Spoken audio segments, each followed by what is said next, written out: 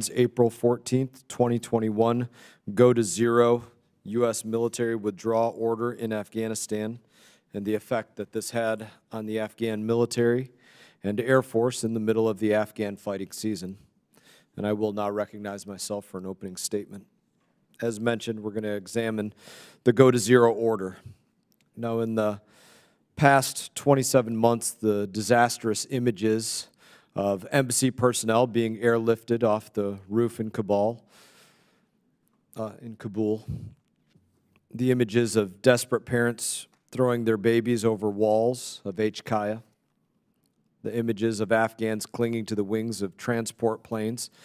They've been played on loops across media across the world. The purpose of today's hearing is twofold. It's not to just rehash those horrifying images. It's to pinpoint the day where it all went wrong, where you could say there's a day before and a day after, the day that President Joe Biden announced the go to zero order. And it's not just to provide an after-action report. It's to force President Biden to do something that it seems he hasn't been willing to do since the day he was sworn into office, and that's to live in reality, the reality of the circumstances that are going on around you. President Biden loves to say that the collapse of Kabul in August of 21 was inevitable, but anybody who was paying an ounce of attention can tell you that it wasn't inevitable. The collapse of Kabul wasn't something that we were headed towards in 2002. It wasn't something that we were headed towards in 2010 when I was airlifted off the battlefield of Kandahar. It wasn't something that we were headed towards in 2016 when Donald J. Trump was elected. It wasn't something that we were headed towards on February 29, 2020, when the Doha Agreement was signed. It wasn't something that we were headed towards on January 20, 2021, when Joe Biden took office. It became inevitable on April 14, 2021, when Joe Biden publicly announced his plans for an unconditional withdrawal by September 11, 2021. President Biden loves to place the blame on the Doha Agreement and President Trump's negotiations. But in doing so, I believe that he is ignoring reality. Let's be clear, the Doha Agreement told President Biden what he had to do. But President Biden did not have to publicly announce any plans for a specific withdrawal date. Didn't have to be a hard and fast date that he announced to the world, a self-imposed deadline. President Biden did not have to redirect resources from fighting terrorists in all capacities to drawing down all operations at the height of the fighting season, as opposed to the winter months. President Biden did not have to knock the knees out from the Afghan military by cutting and gutting their air support, withdrawing key contractors, and pulling logistic capabilities. President Biden did not have to abandon Bagram Air Base in the middle of the night without so much as a Dear John letter to our Afghan partners. President Biden did not have to ignore the fact that the Taliban was in violation of every single condition that was set forward by the Doha Agreement. All of those decisions were made by a commander-in-chief who was determined to, in my opinion, avoid reality, and whose only North Star was a political future, a political star. Our witnesses today will be able to speak to the reality that President Biden so obviously avoided. Mr. Roggio saw the writing on the wall as he tracked the Taliban's takeover of Afghanistan in real time. General Sami Sadat was forced to live with the consequences of Biden's delusion as his troops were left demoralized and without resources needed to defend their nation, a nation that myself and my colleague both spent a good amount of time in. I also want to thank Dr. Dipali Mukhopadhyay I've worked on saying that a couple times and I still mess it up, and I apologize. I'm going to have to say it a few more times.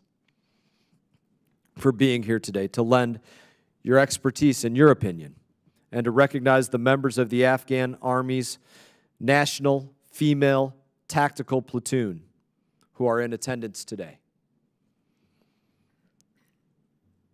In addition, I want to recognize the fact that Ms. Christy Shamlin, mother-in-law of Sergeant Nicole G., is here today.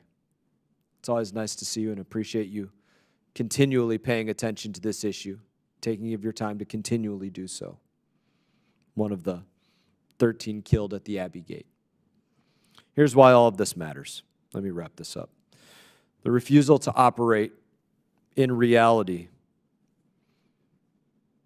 that gave more than 13 families the title of Gold Star on August 26, 2021. It's the same delusion that has underestimated terrorists and led to 48 attacks against our U.S. military posts in the past month, not living in reality of what's taking place.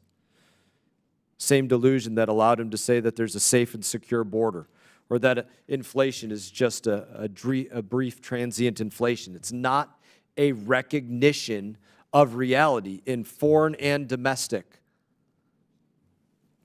Every minute that President Biden ignores the reality is another minute that our troops across the globe are put at unnecessary risk, and another minute that the network of terrorists from Taliban to Hamas are able to get closer to their goals of destroying the United States of America.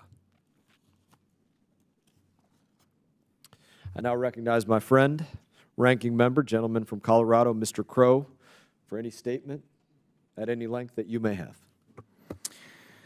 Thank you, Chairman Mast, for calling this really important hearing. I would like to begin by recognizing Ms. Shamblin for being here and for the sacrifice that your family has made for our country on behalf of all of us, a sacrifice of which we owe a great debt that our nation will never be able to repay, but we will certainly try to do that sacrifice credit here and moving forward. And I also want to recognize the members of the Afghan military, my Afghan brothers and sisters who fought this war with great courage, with great fortitude, and both of us leave pieces of our heart in Afghanistan and with you and your families, and thank you for being here today as well. The purpose here, though, is to have a debate about a very challenging period in our nation's history. The chairman talked about pinpointing the day it all went wrong. Our service members and the American people do deserve that. They deserve an honest assessment of that. They deserve honesty and they deserve candor. And I, for my part, have been very clear about my criticisms of the withdrawal. And I continue to be clear about that. But telling the story of Afghanistan, our nation's longest war, 20 years, hundreds of billions of dollars, thousands of lives, just American lives, but also tens of thousands or more Afghan lives, requires a broader look. It would be doing a great credit and disservice to talk about this simply as the story of August of 2021. Because the day it all went wrong includes many days over many, many years. So I'd like to outline a chronology, a timeline that's extremely important here today. As you can see, starting on February 29th of 2020, there were 13,000 American service members in Afghanistan at the time that former President Trump signed the Doha Accord. By May 19th of 2020, there were 8,600 service members in Afghanistan. By September 3rd of 2020, Afghanistan was compelled to release 400 Taliban prisoners required under the agreement. Then by November 17th of 2020, we were down to 2,500 forces, or we announced a withdrawal of 2,500 forces by January of 21, before President Trump took off, or President Biden took office. Between December 1st and December 31st of 2020, there were 185 pro-government forces killed, over 3,000 security forces killed, and over 1,400 civilians killed by the Taliban during that period, far from compliance with the Doha Agreement. Then by January 15th, before President Biden took office, we had completed the withdrawal down to 2,500 forces. So the cement was hardening on the events of August 2021 way before it occurred. Highlighting a few key events. Again, it was February 29th of 2020 where Donald Trump signed the Doha Accord with the Taliban. Then you go to September 12th of 2020. The Afghan-Taliban talks finally start, 7 months behind schedule.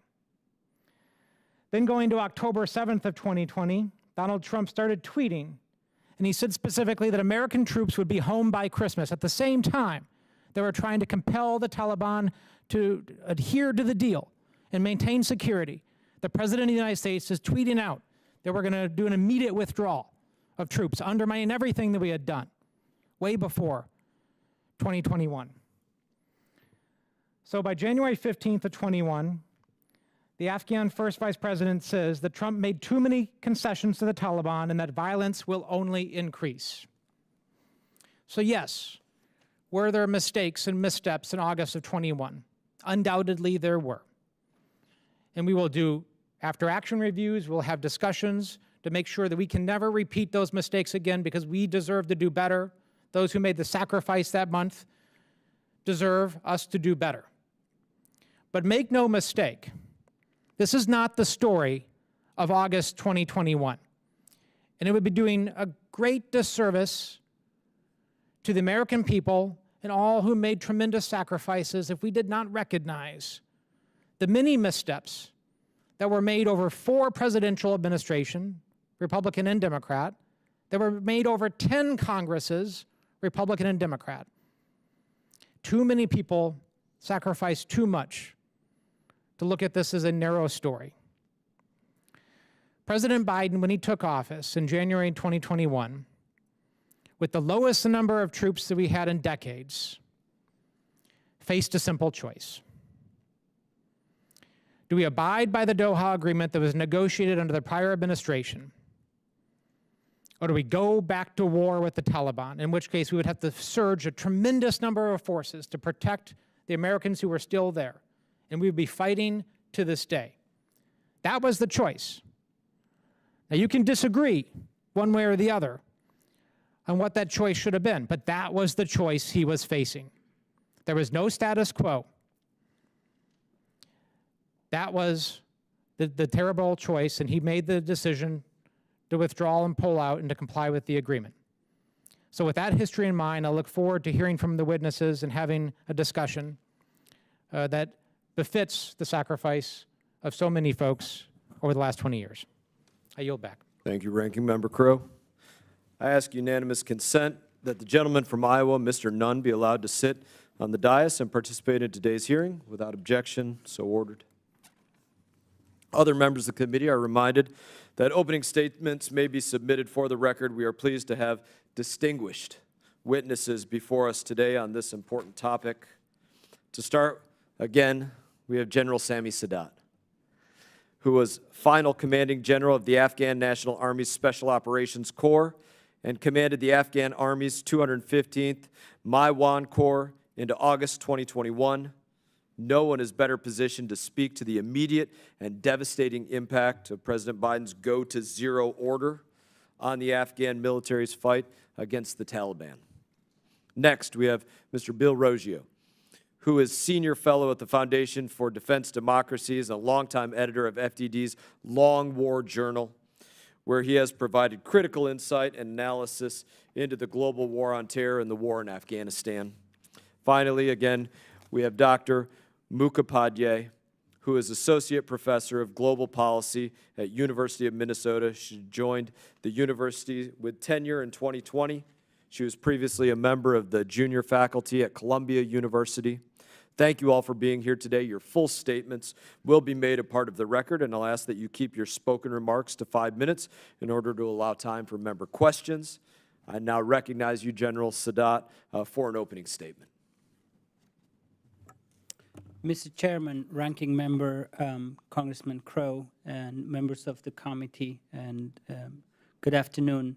Thank you for inviting us for this hearing today.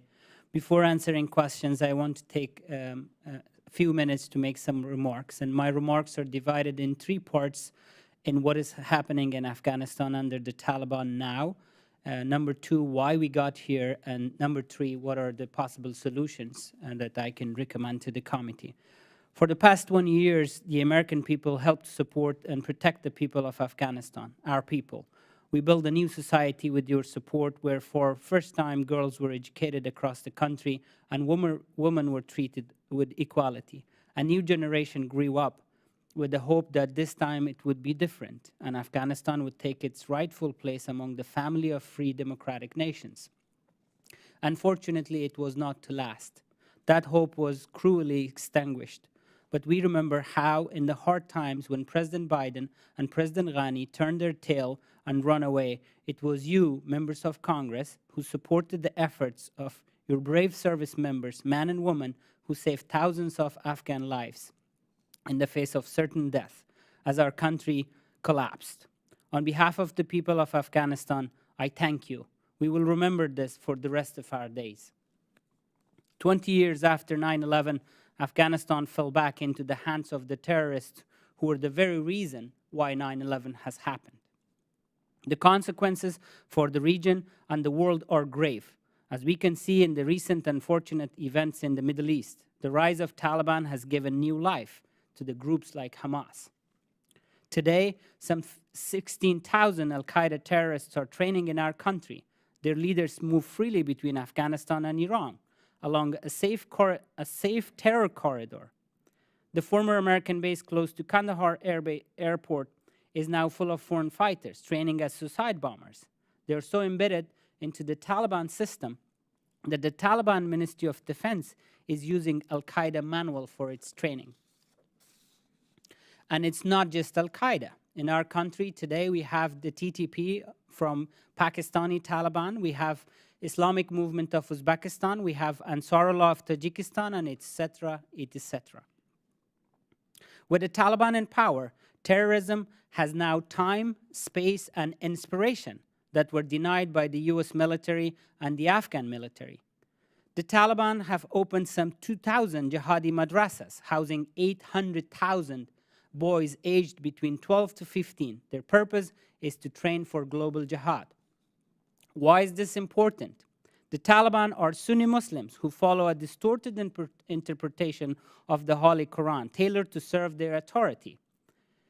They divide the world into two zones. The first zone, Dar al-Islam, the land of Islam, or the land of the peace. The second is Dar al-Harb, as known as Dar al-Kufr as well, the land of war or the land of the infidels.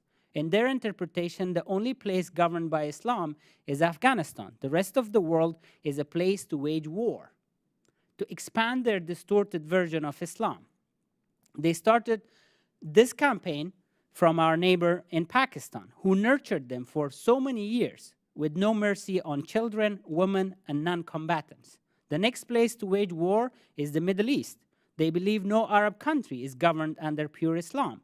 Hence, they want to help al-Qaeda topple Arab governments. For them to wage war, killing men and women, seizing property, and toppling businesses is an act of jihad, to please God and die for the cause that will be rewarded in the afterlife.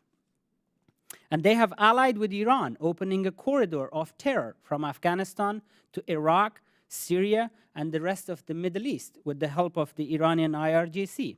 China, also our neighbor, is paying the Taliban large sums of money for access to Afghan mines and routes for Iranian oil via Afghanistan, blocking any access of the United States and allies in that region.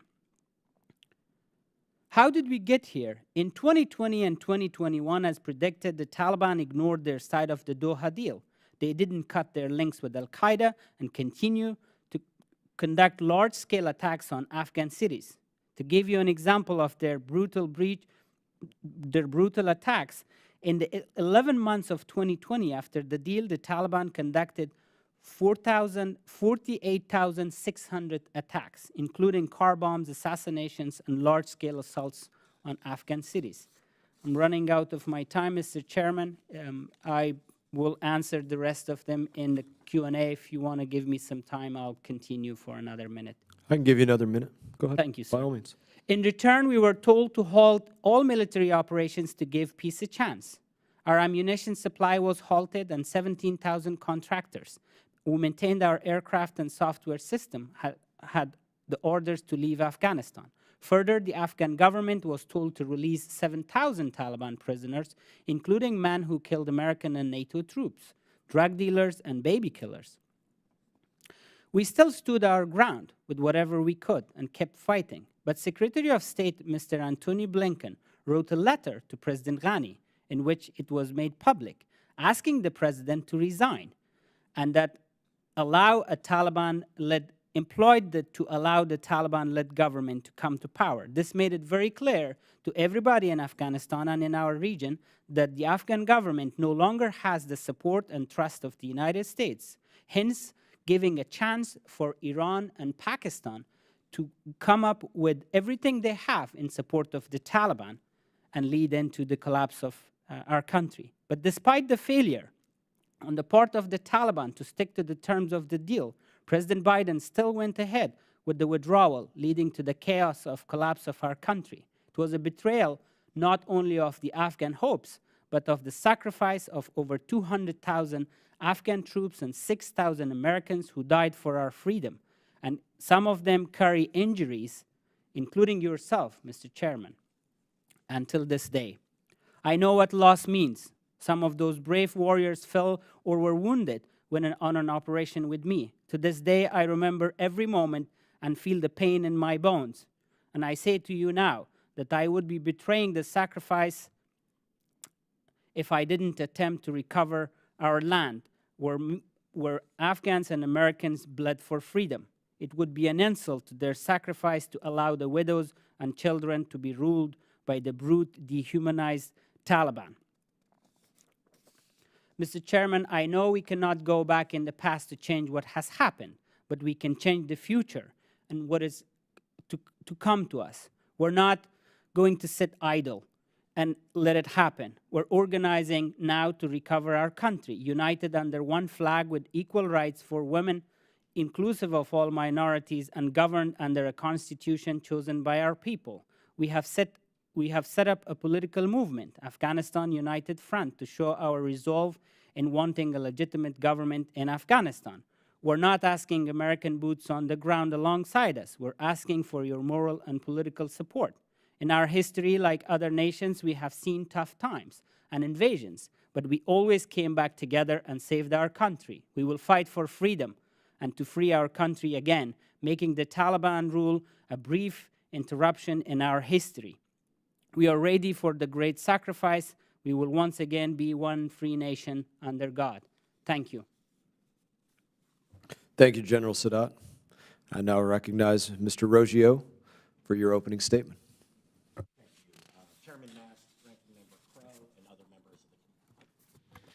Chairman Mast, Ranking Member Crow, and other members of the committee, thank you for the opportunity to testify, and thank you, General Sadat, and our other members of the panel here for taking the time today. There are many reasons that our mission in Afghanistan was troubled. There can be no denying that one decision, President Biden's April 14, 2021 order to withdraw from Afghanistan, is directly responsible for the collapse of the Afghan government and its security forces. And that was what we have been brought here today to discuss. Certainly, prior administrations contributed to the poor state of Afghanistan. The Afghan government and military created by President Bush was ill-suited to combat an insurgency. President Obama's strategy was muddled, its surge was under-resourced and executed on an unrealistic timeline. And the administration opened negotiations with the Taliban. And President Trump's deal with the Taliban, known as the Doha Agreement, was an absolute disaster. But this is extremely important. Despite the mistakes of previous administrations, on April 13th, 2021, the government of Afghanistan was still standing, and the Afghan military and police were still fighting the Taliban. Despite statements from the Biden administration that it was cornered to execute the terms of the Doha Agreement, the administration was not obligated to do so. The Taliban was not living up to the terms of the deal as it continued to shelter and support al-Qaeda and other groups. The Biden administration knew this, and yet it followed through on the Doha Agreement anyway. The fact is that President Biden was determined to leave Afghanistan. The Doha Agreement was a convenient excuse to do so. President Biden's order to withdraw had an immediate and devastating effect on the Afghan government and military. Once the order was given, U.S. forces were no longer supporting their Afghan partners. Instead, the immediate focus was on packing up and leaving. We all remember the U.S. military turning off power at Bagram Air Base and leaving in the middle of the night without informing our Afghan partners. For another powerful example of this, I strongly suggest watching Retrograde, which documents the impact of the withdrawal on General Sadat's command. You will see that U.S. Special Forces, which supported the General Sadat's corps, immediately ceased operations. Despite difficulties in the South, this team of Special Forces was crucial in supporting the Afghan military operations and holding the Taliban at bay. Without U.S. support, the Afghan military couldn't sustain its operations. We built an Afghan military that was dependent on Western contractors for maintenance and logistics. Without this support, Afghan air assets, which were operating at a high tempo due to the Taliban onslaught, were quickly degraded. There are other factors which I've highlighted in my written testimony that I do hope we discuss today. General Sadat can no doubt speak authoritatively from his experience on the impact of President Biden's withdrawal order and it had on his soldiers and their morale. One thing is clear, the outcome, the Taliban takeover of Afghanistan, was predictable. U.S. government, military, and intelligence officials said that the Afghan government wouldn't be under threat for 2 years after the U.S. withdrawal. After the withdrawal was announced, I predicted that the Afghan government wouldn't make it by the end of the summer.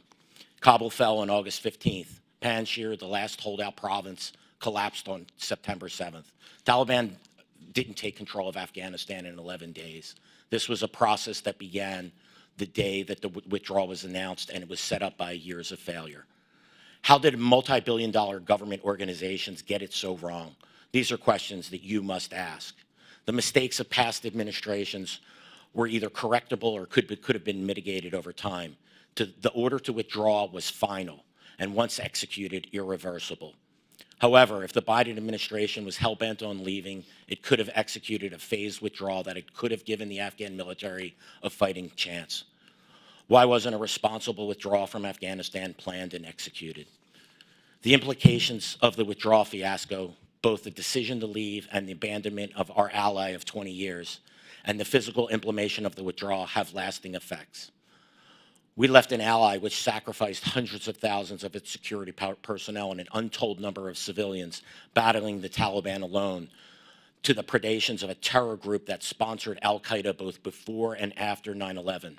Al-Qaeda remains ensconced in Afghanistan and today is operating at least 6 training camps, as well as safe houses and a media operations center. Several al-Qaeda leaders serve in the Taliban government. Sirajudin Haqqani, one of the 2 deputy emirs of the Taliban and its Minister of Interior. He is a specially designated global terrorist for his ties to al-Qaeda. So are an untold number of his deputies listed as specially designated global terrorists. The Haqqani network, which Sirajudin Haqqani runs, is listed as a foreign terrorist organization. Sirajudin Haqqani's Interior Ministry issues national ID cards and passports to al-Qaeda leaders, operatives, and their families. Let that one sink in. Beyond Afghanistan, the ramifications of the precipitous withdrawal are still being felt today. Jihadists across the globe have been emboldened by our defeat. Our allies question our commitments. Our adversaries and enemies do so as well. President Biden's order to leave Afghanistan has gravely impacted U.S. national security. We must accept these facts if we wish to avoid these mistakes in the future. Thank you very much. Thank you, Mr. Roggio. Now recognize Dr. Mukhopadhyay for her opening statement. Thank you so much, Mr. Chairman, and for perfectly pronouncing my name. I appreciate that. Thank you to you. Thank you to members of the committee. Having spent my adult life as a scholar of Afghanistan, it is a privilege to be with you. I first traveled there in 2004 and made 11 extended trips thereafter, the last of which took place in the summer of 2021. I start by stating a fact on which I presume we can all agree. America's longest war was not lost in 20 days or 20 months, but rather over 20 years. 4 presidents made decisions that brought us here, and each one's policies constrained those who followed. Ultimately, and in many ways, the logic, design, and implementation of the war doomed the Afghan Republic. This contention does not suggest American malice, nor does it absolve Afghan guilt. But we must be clear. The United States and its allies went to war in the fall of 2001 because al-Qaeda attacked our homeland. The subsequent promotion of women's rights, democracy, and development mattered to the degree they advanced the war on terror. A friendly government in Kabul, not a sovereign Afghan state, was the goal. This truth helps us understand the back to the future moment in which we and the Afghan people find ourselves with the Taliban once again at the helm. A number of early choices taken by the United States and its allies crippled the new Afghan government before it even got started. The Taliban regime fell swiftly, and its successor owed its existence to the West. In exchange, it would not control many of the fundamental decisions about power and politics on the ground. The Americans prevented President Karzai from exploring any genuine possibility of peace with those Talibs who sought surrender, a choice that would haunt US governments years later when it aimed to negotiate with those same enemies on vastly worse terms. The United States emboldened Pakistan as a key partner in the war, even as the Pakistani security establishment gave sanctuary to those who killed American and Afghan forces for years to come. The coalition empowered anti-Taliban commanders as its core ground force early on, and later as counterinsurgent militia forces. Even as some of those strongmen became valuable governing partners, others leveraged ongoing American support to their own ends, often at the expense of new civil and military institutions. The United States invested substantial aid in those institutions, but in erratic, incoherent, and unsustainable terms. The risks of such built-in dependencies were especially evident in the Afghan security sector. The triumph of foreign designs over Afghan self-determination was also exemplified in the international approach to elections. Foreign powers set an overly ambitious tempo and then selectively addressed fraud in terms that steadily undermined public trust and risked turning each electoral standoff into a civil war. By the time the 2019 election arrived in Afghanistan, the Trump administration made clear that the time for our involvement there was over. A quick deal with the Taliban was a priority, even if that meant sacrificing the country's future as a democracy. The ultimate precarity of Afghan sovereignty would be most vividly revealed in 2020 when the Trump administration signed the Doha Agreement with the Taliban. A boon to the Taliban, this deal undercut any remaining leverage the Afghan government might have had in subsequent negotiations to sue for peace without entirely sacrificing Republican values. The Trump administration then unilaterally dropped troop levels to 4,500, and just days before President Biden's inauguration to 2,500. Meanwhile, the Afghan government was forced to release thousands of Taliban prisoners, a provision in a deal to which it had not been a party. I was in Kabul in March 2020, and the sense of collective despair was palpable. Deeply disillusioned with their own leaders, Afghans were also resentful that their experiment with free politics mattered little to the Americans as we beat a path to the exits. My last visit to Kabul in the summer of 2021 is one I will never forget. Afghan leaders were both disbelieving about and therefore unprepared for the impending American departure, and yet also so crippled by its possibility that dysfunction had arrested the entire state. More striking, however, was the courage of my many longtime interlocutors in civil society, who understood that all they built was now in jeopardy. They vowed not to give up, though nearly all were eventually forced to leave in the face of near certain persecution or death. The progress they secured gives me great optimism for Afghanistan's long-term future. but their sacrifices, as well as those of our own, demand our honest and deep reflection. We may not again engage in state building in the service of countering terrorism, but all of our interventions disrupt the politics and lives of others profoundly.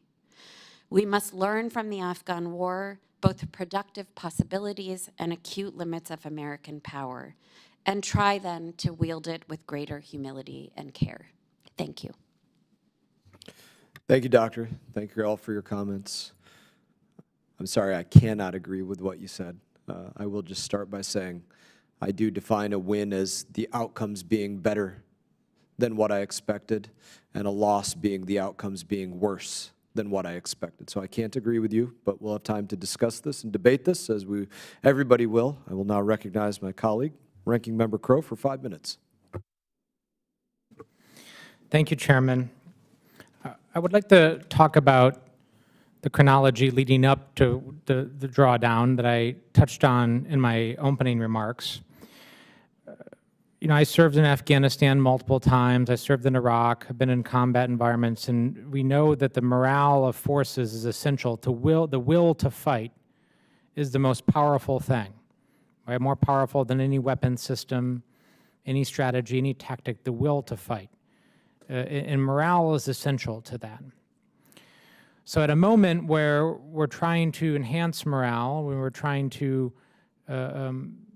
embolden our partners, there were a series of just deeply troubling statements and comments coming out of the former president's White House and from the former president himself. And I just would like to start with you, General Sadat, on a few of these. Here you have President Trump tweeting out on October 7th of 2020, "We should have the small remaining number of our brave men and women serving in Afghanistan home by Christmas."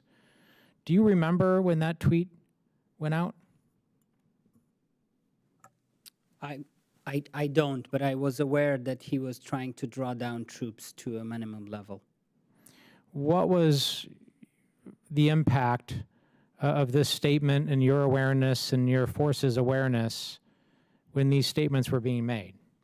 Of course, statements made in Washington had a real impact, especially on us in the battleground, and these remarks have had its impact. But we continue to communicate with U.S. military, and we were told there was a backup plan, that if things go south, the U.S. military will get involved. And they were actually gearing up and preparing for that, because both us and the U.S. military, like you served there, we knew that this deal would not stand, and we will get back on it. Did you ever see this backup plan or get specifics of it? I was a part of a trip in, I believe it was in February of 2021 in Garmsir district, where General Miller and myself visited Navy SEALs camp in Garmsir, and there I saw that there was a plan that the SEALs told us that if the orders were given when the deal goes off completely, they can destroy the Taliban in southern Afghanistan in 9 days. So for me, that sounded like a quite reassuring backup plan. General, on November 11th, 2020, the former president wrote a memo, and in the memo he said, "I hereby direct you to withdraw all U.S. military forces from the Federal Republic of Somalia no later than 31 December 2020, and from the Islamic Republic of Afghanistan no later than 15 January 2021. Were you familiar with that memo when it was signed, as it went public? No, sir, I don't recall. And I apologize for not recalling all of this. I was a combat soldier, and I was always busy fighting. But these things had its impact for sure. Can you comment on the morale of your forces in 2020? The morale of the forces went very bad when the Doha deal has happened. It was so dramatic, not only our forces politically, also giving the region the sense that the United States is leaving, a deterrence posture was lost. Politically, we could never recover, Congressman Crow, from what happened in Doha. We were seen as a government that is not respected by its own allies.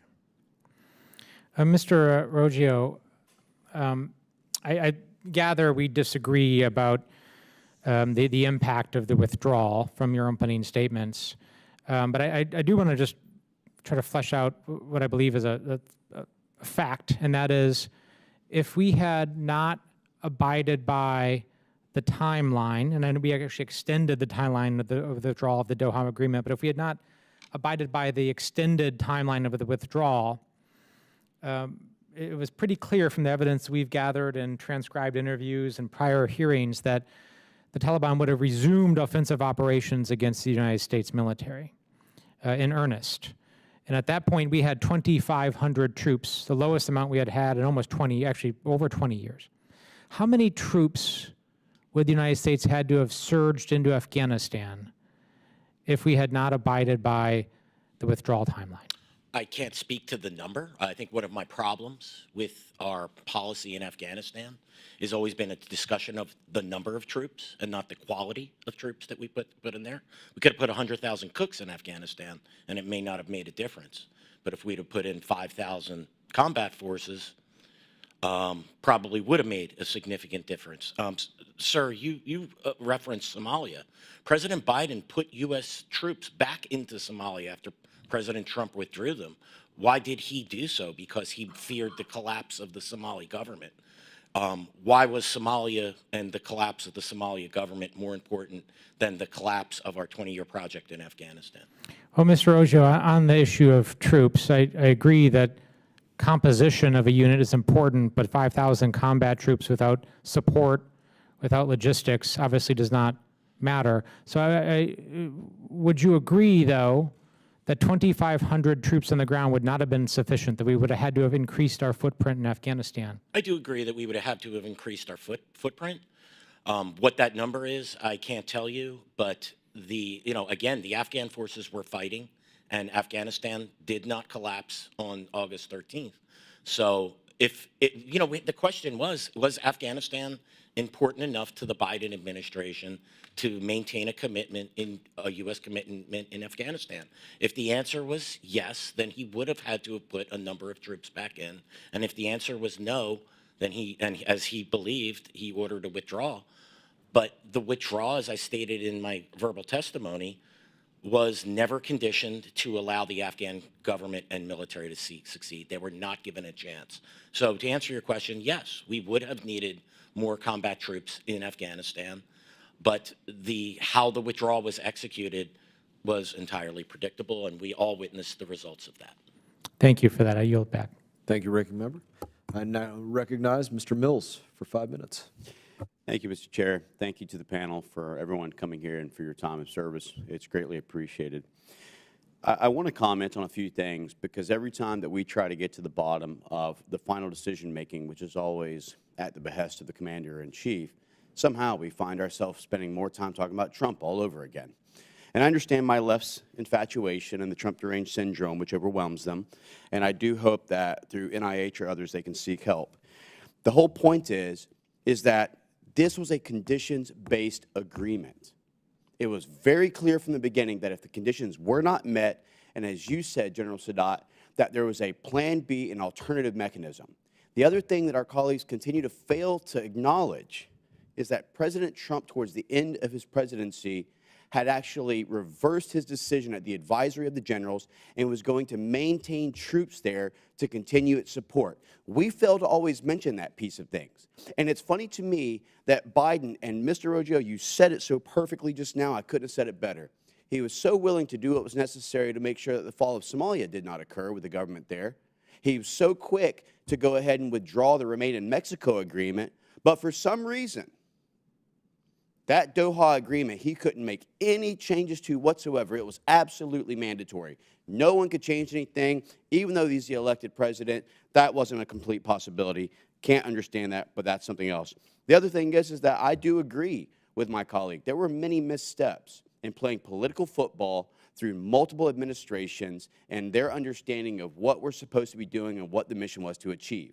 We were not originally there, as we all remember in 2001, to think about nation building. We were there for an actual counterterrorism operation, which was to go in and stop Afghanistan from being a safe haven of terror and to withdraw. What did we leave? We left the Haqqani network, ISIS Khorasan, the Taliban, billions of dollars in equipment, and stronger now than they were before, and actually closer, I would argue, to achieving the goal of what Abu Bakr al-Baghdadi was trying to achieve with a caliphate and a singular ISIS cohesion, which is what we've left them, a full country to now terrorize, exploit, and to utilize. He's right that there was over 10 Congresses who had gotten this wrong, which is why I ran for Congress. One of the main reasons was to try and come in here to prevent what we've continued to see. Because the majority of Congress, by the way, only 17% were actual military veterans. And we wonder why we get it wrong. You know, in my military and government service, I spent over 7 years of my life in Iraq, over 3 years in Afghanistan, Kosovo, Pakistan, northern Somalia. I know a thing or two about poor decision-making.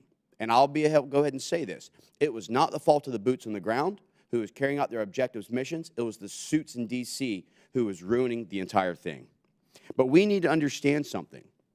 What we're looking into is not just the fall of Afghanistan, but also, and again, accountability for what is already being forgotten, and it is shameful, shameful, that we're already forgetting our 13 heroes who had fallen at Abbey Gate. You know, our State Department sat in here talking about how they were there on the ground helping to find solutions, and they were with the troops day and night when those gates were available to help Americans and others to be able to get out. But my question still remains to the State Department, if you were there day and night with our military service veterans at those gates, then why do we have 13 fallen service members and not a single State Department member who had fallen with them? That doesn't tell me that you were at the gates when it was necessary.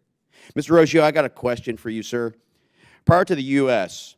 full withdrawal from Afghanistan, you looked at publicly available information and warned that Afghanistan was likely to fall to the Taliban by the end of summer of 2021, which is exactly what we saw happen. Same thing that we warned about, because we knew that NPRI and others, and again, I think it's a different hearing, but we should be actually setting up a subcommittee that reviews the subcontractors who is more worried about supplying information that basically showed them in a positive light so they could win more contracts and follow-ups, as opposed to the ground reality where they were evaluating the willingness to fight, the necessary equipment, and the strategy on the ground. But having said that, from your perspective, was the problem with the conflicting or incomplete intelligence, the leaders, or was it both? Sir, I think a mix of both in my experience. I created the map that we all saw on television over the summer of 2001, where I assessed the security in the districts. I started that, I think, in 2014 because I was testing the Taliban's counter strategy to ours. The Taliban said, fine, you want to protect the cities and key districts, we'll go in the rural districts and we'll meet you in the cities. And I began gathering data, and over time it became very clear to me that the Taliban had a strategy and it was implementing it. The problem, I think, was I can't just blame the suits, sir. I think that part of our military leadership and the top level leadership within the intelligence community is also responsible for this, and they need to be held to account. We were given very rosy assessments that I could easily disprove, and journalists and other experts who covered, for instance, there were times where the U.S. estimate that was released by SIGAR would say, like, the province of Kunduz, which I can't remember, I think it has 7 districts. The SIGAR would say something like, oh, only 1 or 2 are Taliban controlled and 1 or 2 contested. Everyone who followed Afghanistan closely would know that just about all the districts were contested, and the Taliban controlled at least 2 districts at a time. So this is what I saw, and some of this was because generals didn't want this stuck on their performance view. Some of this was political because, you know, look, you had General Miller stand up and say, after he canceled SIGAR's reporting of the data on the districts, he stood up and said, well, it doesn't matter. Security in the districts doesn't matter. What matters is negotiations with the Taliban. The top level of the U.S. military was infected by this political solution, this negotiated solution, and that has significant effects. People that I have spoken to during this, that were in the military or intelligence services, people that worked, that did the hard work, they understood what was happening in Afghanistan. But as the information made it up the chain of command, it was softened and softened. And why did we need to have, for instance, statements like, there's only 50 to 100 al-Qaeda fighters in Afghanistan, or the Taliban ties to al-Qaeda are weak or non-existent? Because ultimately, 3 presidents wanted to leave Afghanistan. President Obama, President Trump, and President Biden all wanted to leave. And in order to do so, there could not be significant ties between the Taliban and Al Qaeda could not have a significant presence. Look, that's another thing that I tracked here. They would tell us 50 to 100 Al Qaeda were in Afghanistan, and yet we would kill anywhere from 25 to 75 Al Qaeda that were operating. This is from U.S. military's own press releases that I would track. So did Al Qaeda have this sort of steady state where they kept it at 50 to 100, with this estimate stayed the same? It only went away when we conducted a raid on a terrorist training, or 2 Al Qaeda training camps in Kandahar in October 2015, I believe it was, and they killed almost 200 Al Qaeda fighters. So, you know, I apologize for telling a long story here, but there was significant problems within the military. I'm talking the higher level leadership within the military, within the intelligence community, and with our political leadership. And I do hope that a committee is set up to get to the bottom of these key issues, because, you know, if what happened in Afghanistan stayed in Afghanistan, oh, well, fine, we lost a brush war. Sorry, my Afghan friends who are friends, and I obviously am being sarcastic there, because we should maintain commitments to our allies, but it doesn't. What happens if we're getting it wrong in Ukraine? What happens if we're getting it wrong with Taiwan and China? You know, these are the questions that we need to ask. Well, Mr. Chairman, I thank you for allowing the witness to go ahead and fully answer this. I agree we have a counting issue. We didn't know how many Americans were left in Afghanistan. When they said 300, 3,000, 30,000, didn't know. We continue to get this wrong, and that's why we shouldn't engage in warfare unless we're willing to see it through, get back to an America First agenda, and make sure that we're doing this right so we don't repeat Afghanistan again. With that, I yield back. Thank you, Mr. Mills. I now recognize Ms. Scherflis McCormick. Thank you so much, Mr. Chair, and I want to say thank you so much for all of our members and who served in Afghanistan. Thank you for your service, and for everyone who's testifying, thank you so much for your service. I have a few questions for you, but first I wanted to start off that the point of this hearing is for us not to be blame shifting, but really to identify and isolate what are the instances that happen, and so we can look for accountability points. And so with that, I kind of want to stay away from the rhetoric about Trump and who's infatuated with it, but really look into the cumulative effects of the leadership and what led to Afghanistan. So I just want to find some facts here. I want to start off with a question for Dr. Mukhopadhyay. Dr. Mukhopadhyay, we already discussed that at the time of the withdrawal, there were only 2,500, and we saw that Mr. Raggio already admitted that that wasn't a number that could have been sustainable towards winning. But I wanted to hear from you about that. Do you think that we could have sustained that presence in Afghanistan with only 2,500? Thank you for your question, Congresswoman. I think it's important to understand the 2,500 number in context, right? I want to underscore something that General Sadat said, which I think is very powerful. He said, after the Doha agreement, quote, politically we could never recover, unquote.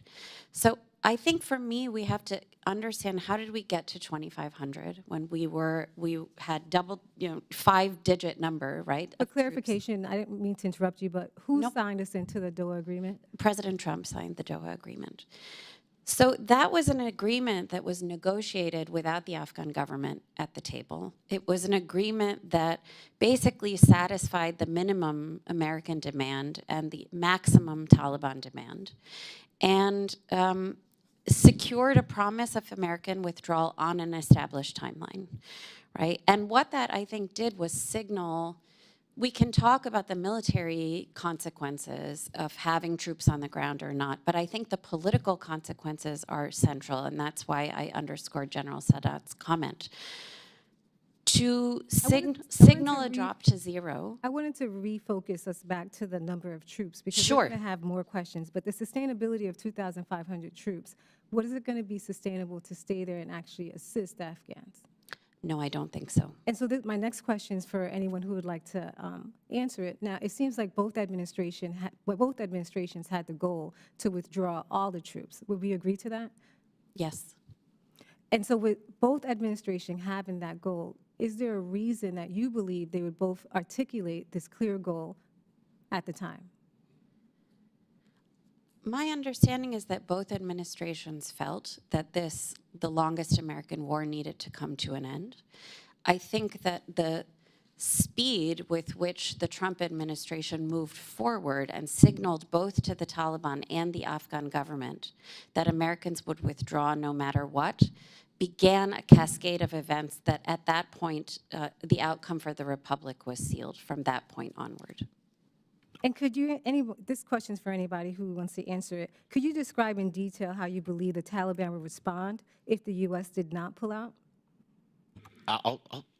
We don't know the answer to that question. We certainly never got an opportunity to find out. To the point of could 2,500 troops have secured or have aided the Afghan security forces? I could tell you on April 13th, 2021, they were aiding. So how could you say with substantial certainty that if we had stayed in, we would have actually won and helped that? I certainly can't say with certainty, Congresswoman, but what I can say with certainty is that the withdrawal order directly led to the collapse of the Afghan government and military. And that order was a derivative of the doers agreement, correct? Ultimately, look, President Trump could have pulled all of the troops out of Afghanistan by the day that he left office. He did not. Mm-hmm. President Biden had the opportunity to adjust course. Mm-hmm. Again, he had a decision to make. Was it worth supporting the Afghan government or was it not? He chose that it wasn't. So look, I mean, I could blame the Bush administration. I could blame there's 2 decades of blame to go around, but there was only one decision, only one order to withdraw, and that was issued on April 14th, 2021. But that, I mean, when we say that, when you make that statement, it makes it seem as if that was independent of the agreement. And I'm looking for, because you said with substantial certainty that if we did not pull out, that the government would have been standing, but we already identified the terms of the agreement, the timeline where we had 3 administrations who were setting us down that road. In addition to that, we also have both of the administrations who were trying to pull out completely. So with us not identifying with a substantial certainty that 2,500 could have won and not being able to understand why did both administrations try to actually pull out or have that goal, I just don't feel comfortable that we have pinpointed what went wrong and how can we in the future make sure that this doesn't happen again. I don't know if you want to extend any more time or if anybody can help us find those facts to identify what went wrong so we can preclude them in the future. Yeah, I'll just quickly, and I'd like to give my fellows an opportunity to speak. You know, I can't build a time machine and change the withdrawal order and find out. I wish I could, but I certainly cannot. But, you know, I just maintain that the Trump agreement, there was no bigger critic of it than myself. It was a bad deal, and it's one that should have been recognized. President Biden himself called it a bad deal, and yet he executed that. Why are we not asking that question? And with that. Ma'am, I think there is a point that we all need to understand. Oftentimes, we see the U.S. politicians do not understand the capability of their own military.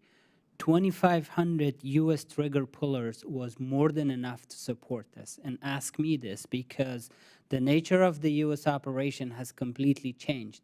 In 2019, when I was commander of JSOC, we partnered with General Chris Donahoe, one of the best warriors that America has.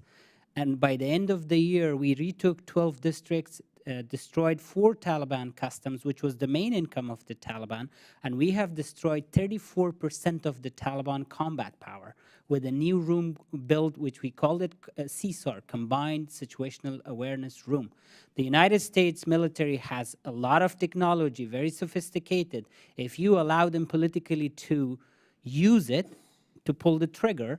And also, please remember, there was the Afghan forces as well. Your troops ended combat operations in 2016. It was the Afghans that were fighting. We were protecting American bases. 2021, Congressman Waltz was in Kandahar, and it was Afghans. And please know that that even though when the Taliban wanted to attack the American troops, there was no way they could pass the Afghan side of it. So it was pointless if they went on a killing spree. Believe me, if they could kill an American infidel, they would. It was just they didn't have the access, but they sold this so expensively on the American side that we're no longer going to attack your troops. The point on President Trump, we also felt that he recoursed his decision. And I I was, told that he wants to keep Bagram, he wants to keep Kandahar. I don't want to get into this blame game, but what is happening today is as a result of the United States leaving Afghanistan, we lost a country. And believe me, you lost reputation. You have less access in the world today. You have less capabilities on counterterrorism in the world. You have less strategic maneuverability in Southeast Asia, and you have less competitive advantage by not having an allied government inside Afghanistan. Even we would have been able to sustain with 2,500 if we got continuous. So you can say, thank you so much for your giving us this time, but you can say with substantial certainty that 2,500 would have been enough, even though the other two don't believe so. Yes, ma'am. It was enough before they came out, so it would have been enough. Thank you so much, and thank you, Mr. Chairman, for the time. You're welcome. And I'll just say, I said this once, I'll say it again. I think it's important to define terms, and as Americans, we define terms as win or loss for America. And I define that specifically with a win is the way we execute this, we end up with outcomes that are better than what we anticipated. A loss is we end up with outcomes that are worse than what we anticipated. And what happened with the way the Biden administration did this ended up with outcomes that were immeasurably worse than what was anticipated. And that's how I define win and loss for America. I now recognize my friend, my colleague, Mr. Waltz. Thank you, Mr. Chair, and I continue to be astounded at these hearings on the focus on the Doha Agreement, as though it was absolute and irreversible when the Biden administration on day one reversed the Keystone XL, has reversed border policy, has reversed Iranian maximum pressure, has reversed, tried to re-enter the Iran deal, the Paris Accords. I mean, we could go down a long list of reversals of this administration from the last that it had no issue doing, but suddenly we're to believe they were handcuffed. So let's go to the capabilities issue. A lot of focus and discussion on the 2,500 that President Trump left in place along with our only air base in the world, sandwiched between Russia, China, and Iran, but it ignores the conversation on the tens of thousands of contractors that kept the Afghan Air Force flying. President Ghani's last request as president of Afghanistan was for President Biden to please at least allow the contractors to stay so that the Afghan Air Force could continue the fight. It ignores our intelligence professionals that had been plussed up. It ignores the 7,000 NATO troops that were there and had to be fully withdrawn. So I find this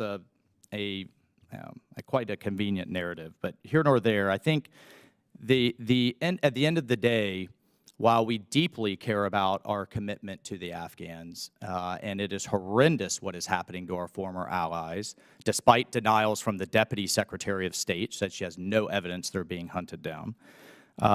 Really, the piece there is international terrorism, and Afghanistan once again becoming a platform for al-Qaeda and ISIS. So, General Sadat, you testify there are thousands of al-Qaeda in Afghanistan, training in Afghanistan. Their leaders are moving freely in Afghanistan. The UN says 30 to 40 senior al-Qaeda leaders moving around freely in Afghanistan with several hundred fighters. Yet we have President Biden, who just on June 30th of this year said, remember what I said about Afghanistan? I said al-Qaeda's not there. I was right, patting himself on the back in front of a group of reporters. So, General Sadat, can you speak to al-Qaeda's presence, one, and then two, this narrative that, don't worry, al-Qaeda isn't suddenly the not-so-bad terrorists working with the not-so-bad Taliban against the really bad ISIS, which I think is conflating local conflicts with, I don't believe for a second the Taliban will stop al-Qaeda or ISIS from once again attacking Western interests, which is their absolute goal. But can you speak to that? Thank you. Congressman, there is al-Qaeda leaders. Osama bin Laden's oldest son, Abdullah bin Laden, he is in Kandahar. He meets often with Hibatullah, the supreme leader of Taliban. In fact, he's advising them on Middle East and foreign donations collection from the Muslim countries. He's married to a Kandahari woman from Arghandab district in Kandahar. Osama Mahmoud, also known as Abu Zar, the leader of Al-Qaeda in Indian subcontinent, is in Afghanistan. He lives there. Muhammad al-Ghamdi, Al-Qaeda's number 2, comes and travels to Afghanistan. So just in the, excuse me, General, just in the time I have remaining, they fully intend to rebuild and reconstitute their ability to attack the West. I can tell you with certainty that some of the things you see in the Middle East, they have been trained in we also have UN reporting that Siraj Haqqani, the Taliban's Minister of the Interior, are issuing passports with a functioning international airport to fly al-Qaeda, now with official documents, all over the world. Does anyone dispute that on this panel? Does they dispute the UN's reporting on this? We agree some al-Qaeda leaders were given passports in order to travel and meet with their Middle Eastern allies and branches.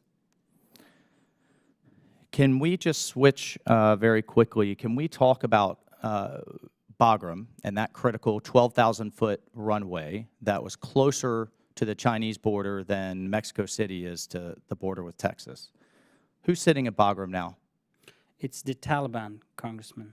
And is there a Chinese presence? Can you speak to the Chinese presence now? And China wants to take Bagram Air Base as a commercial hub, but we know that they could turn it into a military air base for what commercial reason? Would it be the, I don't know, the world's 3rd largest known lithium supply, 5th largest known copper, chromite? I mean, a whole slew of rare earths and minerals that we're dependent upon in our economy? That's correct. China has contracts amounting to $20 billion with the Taliban today, and they are intending to use the Afghan mines, lithium, copper, gas and oil, and others. China is also bribing the Taliban to allow to build a road from China to Iran, because China has a 25 years oil deal with Iran, so they can travel through Afghanistan if the U.S. Navy blocks China in the Indian Ocean. General, my time's expired, but General, I commend you for standing strong, and I commend people, that brave Afghans that continue to resist this oppression. And I will continue to press the administration on what happens if this deal with the devil that they've made with the Taliban goes wrong and America is once again attacked. Because we will need local allies, as we did when we had to go back into Iraq after Obama pulled us out, to continue this fight against extremism that the entire world is now seeing tragically on full display. So thank you. Thank you, Mr. Chairman. Thank you, Mr. Waltz. I spoke in my opening statement about the failure of this administration to recognize reality, to live in reality. I'm going to focus my questions on that. And whether it's domestic or foreign policy, they don't look at reality. They look at what they think is political reality, whether it's with the southern border and saying it's secure, whether it's with saying that inflation is just this transitory thing, whether it's what was taking place with the withdrawal from Afghanistan and the Security Council or the President or the press secretary speaking about what was taking place, or right up into this moment suggesting that there's somehow combat effectiveness in having a ceasefire in the Gaza Strip. There's a failure to live in the reality of the situation and the reality of the situation for the betterment of the United States of America. I, in my statements, said, I think that that April 14th date of go to zero was the oh shit moment. Like, people at that moment said, wow, I'm going to have to get out of Dodge. I'm going to have to hide my family. I'm going to have to find a route out of here. I'm going to have to find documentation to, figure out how I can get into some other nation. I'm going to be hunted. I don't know if I'm going to be able to stay in my home. We don't know how many people are going to be requesting to get out of Afghanistan, and when you multiply wives and children, from 8 to 28, the list goes on and on. I considered that to be an oh shit moment. But that's me. I want to know from you all, when did you identify an oh shit moment in that year as we were approaching the withdrawal of Afghanistan, or Ms. Mukhopadhyay, Dr. Mukhopadhyay, it doesn't have to be that year, I know you've spoke about 20 years, but when did you identify an oh shit moment for that? And like I said, for myself, I capture it in, there are ways to define win versus loss.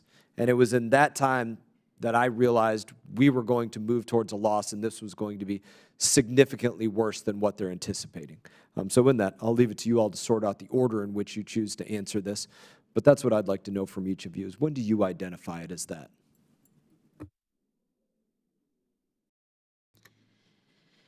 Thank you, Chairman.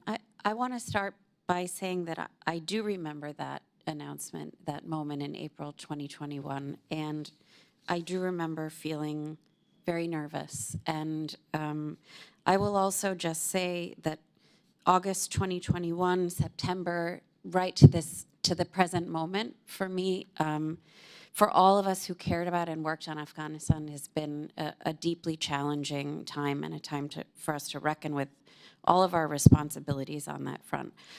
I would go back, I suppose, to February 2020 as the moment when I considered the beginning of the end of the war. I think that was the moment when a deal was signed between the United States and the insurgency it had been fighting, without our partner, the Afghan government, at the table, unambiguously subordinating the possibility for peace in Afghanistan to our exit and to the demands of the Taliban. And so for me, that's the moment. I'll say the moment was April 14th, 2021. That was the moment when everyone got off the fence, and after the Afghans got off the fence, and they had to make decisions. At a local level, Taliban commanders would go to district leaders or military bases, issue an ultimatum, fight, surrender, or just walk away. Some fought, some surrendered, some walked away. This, to me, there was still a U.S. presence. There was still hope that on April 13th, there was still a U.S. presence in Afghanistan. There was still hope that the decision to stay, that the problems could be fixed. Look, I spoke to numerous officials within the Afghan government, within Ministry of Defense, Ministry of Interior, and both over the span of a year, from the date of the Doha Agreement being signed, even after the withdrawal was announced, many, if not all, there would be diplomats or an advisor to the president, and people of that nature. They were not convinced that the U.S. was going to leave up until August 14th, 2021. That's when they knew the U.S. was leaving. That's when it all became a reality to them. And that's when Afghanistan began to fully unravel. Mr. Chairman, I think I agree with you. The bad moment was when the announcement came in. But for me, I was blindfolded with my brotherhood and friendship with the U.S. military. I could never believe that when things go wrong, so wrong, the Americans will leave us and the U.S. troops will not help me, will not help General Khoshal or Governor Massoud, because we spent 20 years building relationships. We became brothers. For real, and we would never think that, the Taliban will be advancing on our cities and the American B-52 will come and film them and just go away. Mr. Chairman, there is horrendous events that the U.S. Air Force had filmed in the last months of the war, that the Taliban were committing war crimes. They were not authorized to conduct airstrikes against them. I think there's three distinct things that needs to be recognized. The first thing is end of combat operation in Afghanistan. That had already happened. The second thing was end of prisons in Afghanistan, which President Biden tried to achieve. And the last thing, which is important for us, is more than everything, is the end of our republic. I think these three things have its own definitions. We as soldiers fight wars and make peace for a reason. If the reason is not achieved, we will continue to fight. If the reason is achieved, why is everyone saying that, oh, this war needed to end? Okay, it ended in our loss, in your loss as well. We lost the war, and we were fighting. The Afghans were bleeding for this war, and we just figured out how to win it. The new general officers from a younger generation of Afghan leaders, we grew up in the last 20 years, went to school with Americans, Brits, NATO countries. We just became general officers.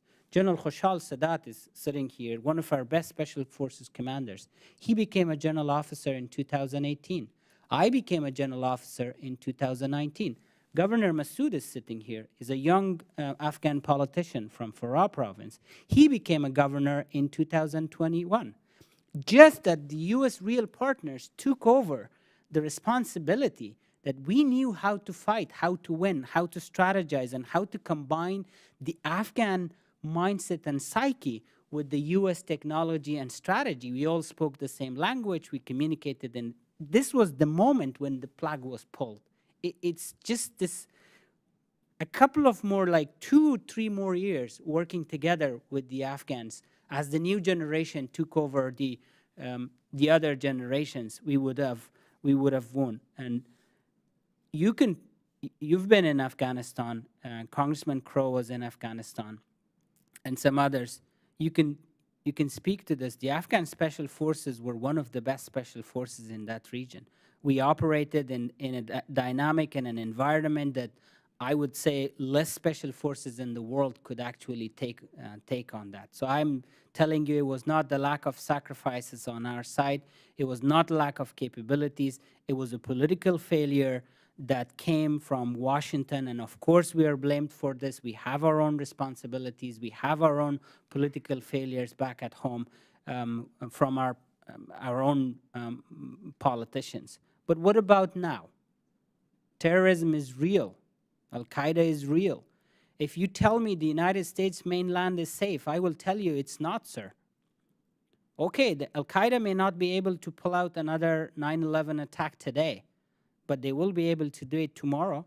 And the United States is not exactly a country that's concised within its own borders. You're a global superpower. You project power across the country. You have bases, embassies, trade routes, envoys, and citizens traveling across the world. Are you telling me that those citizens are less important than your mainland here?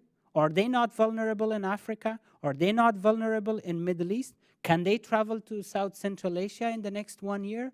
Nobody can give me that assessment. So what I'm suggesting here is a way forward for us. We are ready to partner again. We're ready for the great sacrifice. This is why we set up Afghanistan United Front. Young generals, young politicians, Afghan soldiers, civil society members to come together and craft a future for Afghanistan to free ourselves from this religious tyranny, from this terrorism. We don't like Al-Qaeda to be our guests. We refuse to accept that.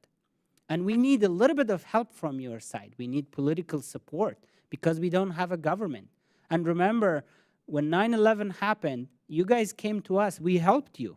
We went to war not only against Al-Qaeda, but we went to war against every single individual, every single country that was at war with the United States. I'm not saying it didn't benefit us. It benefited us greatly. We built a complete new country, and we're grateful and thank you. But the time didn't end. The world has become so small that anybody can travel from any part of the world and do things in another part of the world. So that said, if you allow Al-Qaeda and Taliban and other extreme organizations to grow in capabilities, to start completing their trainings, they will come back and attack you. If Al-Qaeda starts attacking 10 countries, 12 countries simultaneously in Middle East and Africa and Europe, can the United States respond to that? I'm suggesting we go back to the root of the problem. We start a new partnership, Mr. Chairman. We are ready for it. Thank you for your reflection, General. Thank you all for your answers. I now recognize my friend, Mr. Burchett. Thank you, Mr. Chairman. It's an honor to call you a friend, brother. Thank you for what you did for our country and what you continue to do. Before I give my questions, I just want everybody to know that Staff Sergeant Ryan Canals was the last person who died in Afghanistan, and he was a constituent of mine.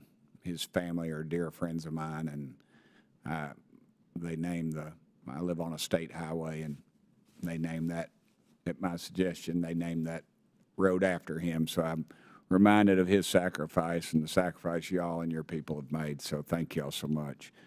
I'm wondering, and you can just answer these briefly because I've got quite a few questions. General Sadat, what was the fighting like with the Taliban before President Biden's go-to zero order, and what was it like after? Sir, on the 31st of April, the last of American troops left from Helmand.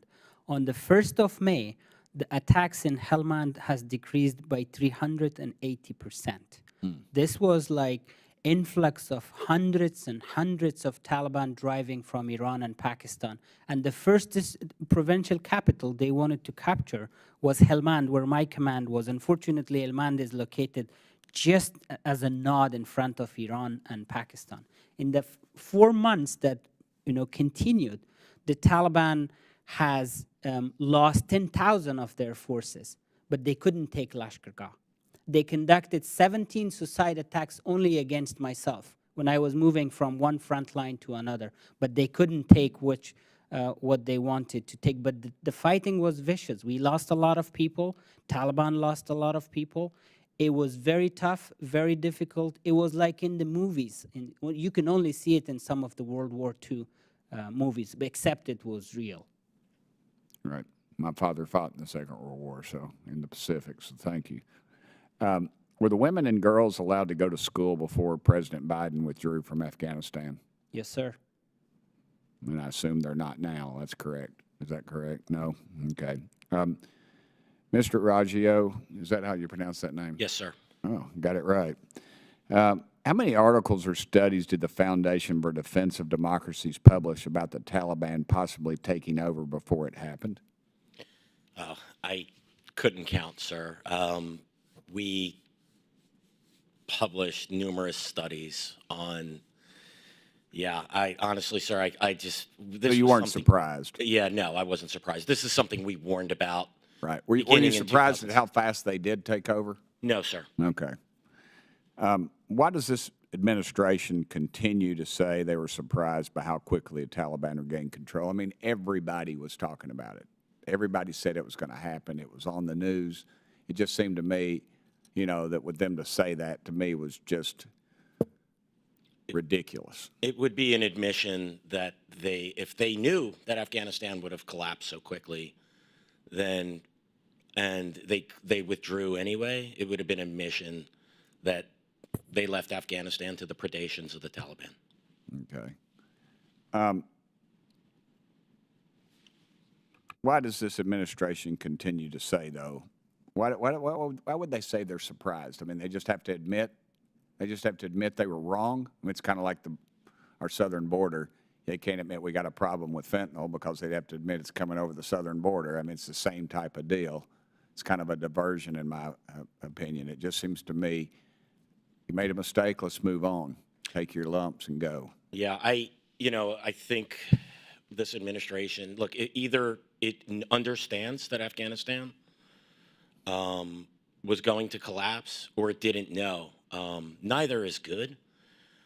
So it's maintained the quick collapse narrative in order to not, this administration doesn't want to reflect on its failure in issuing the order to withdraw from Afghanistan. Even the State Department report that was issued, I want to say a month or two ago, the primary blame was placed on President Trump. And as I've said numerous times, that Doha deal was a mistake, but it was a mistake that could be corrected. The withdrawal could not. The administration clearly hoped that it would gain some type of Vietnam-esque decent interval, withdraw from Afghanistan. Maybe it collapses in a year or two and they could point the finger at the Afghan government. I'm running out of time. Real quick. If the evacuation were properly planned, would the attack at Abbey Gate have occurred? No, that would have been an extremely difficult attack to have been carried out at Bagram. Anyone who's been to Kabul, which I have, and of course my panelists has as well, it knows that conducting an evacuation from Hamid Karzai International Airport would have resulted in an absolute disaster. A private in the U.S. Army would have understood this, sir. Okay. Thank you so much. Thank you, Mr. Chairman. Thank you, Mr. Burchett.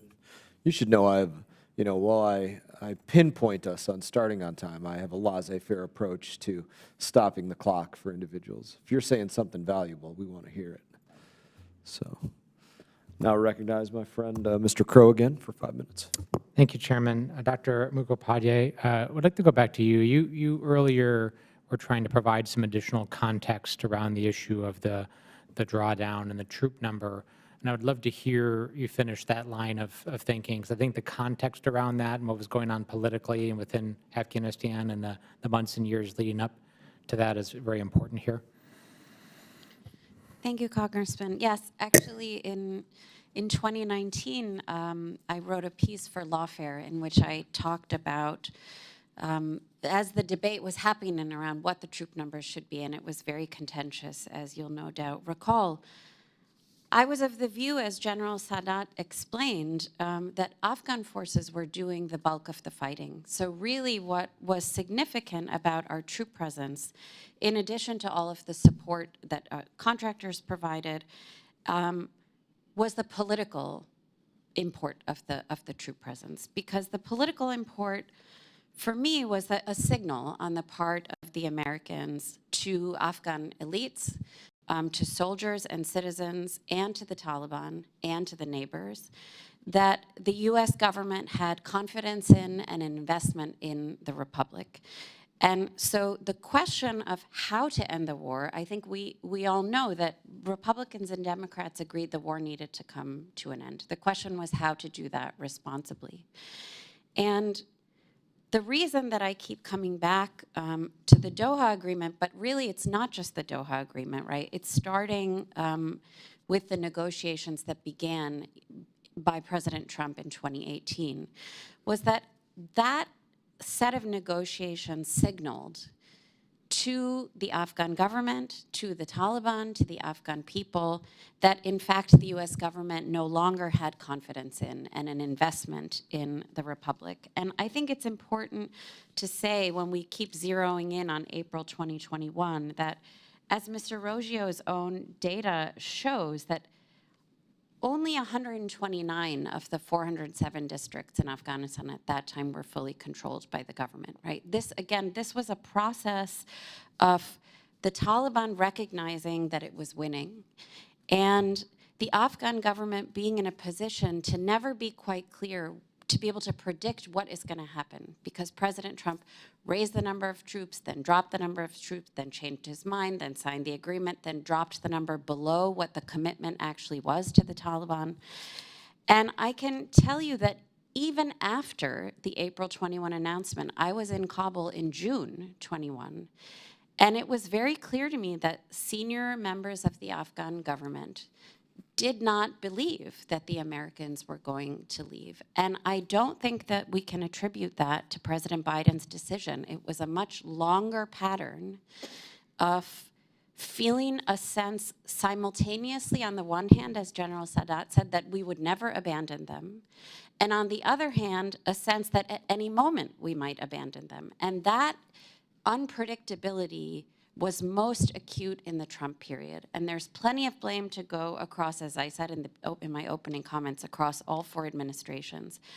But that kind of unpredictability around troop numbers created a sort of political instability in Afghanistan that I don't think, that was a domino effect after February 2020 that I don't think we could have reversed.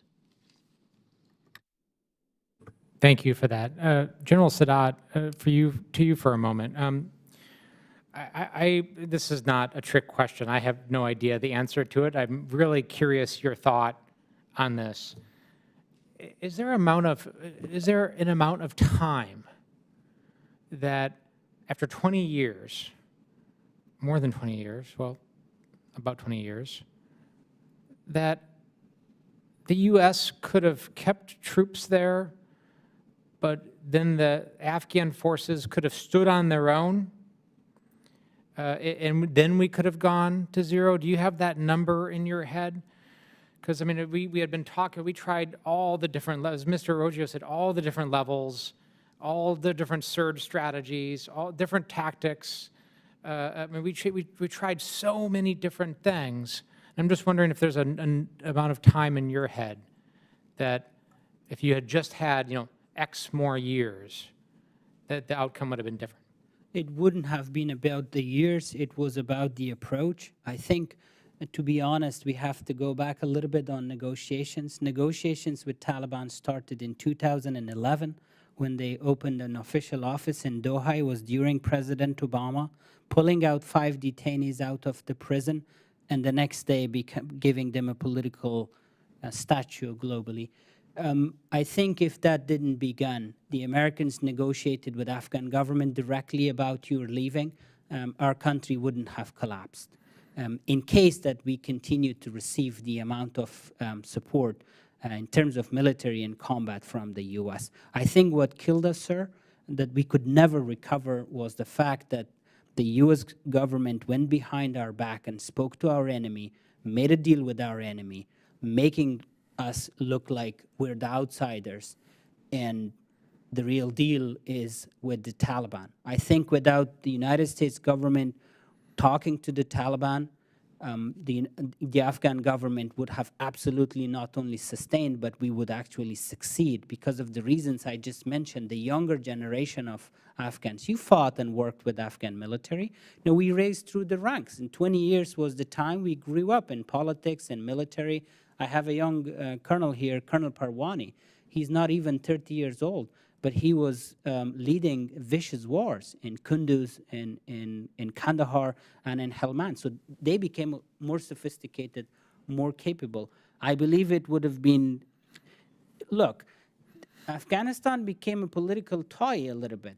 When President Bush was in charge, that was the best chance for Afghanistan. We appreciate, we honor President Bush. He listened to Afghans. He worked with the Afghans. When President Obama came, President Obama and President Karzai had bad relationship between each other, so it affected us. Then President Biden, back then Vice President, came and fought with our president, and their relationship became strained. It further affected us. I sometimes feel like President Biden has a vendetta against Afghans. The way he comments on us, the way he treats Afghans. And on the other couple of months ago, he wanted to give our money to 9/11 victims. And some of these things, look, we are a nation. We're a great nation. Our people are very proud people. We are the most loyal people that you can find if you become our allies. If you become our enemies, we will fight to our death. We're not just going to disappear tomorrow. We will rise again. We will get rid of the Taliban. And we hope that we can do it together with you. And it will be good for you to have a friend, to have an ally in that part of the world. We will take care of your interests as well, as long as you gave us some support.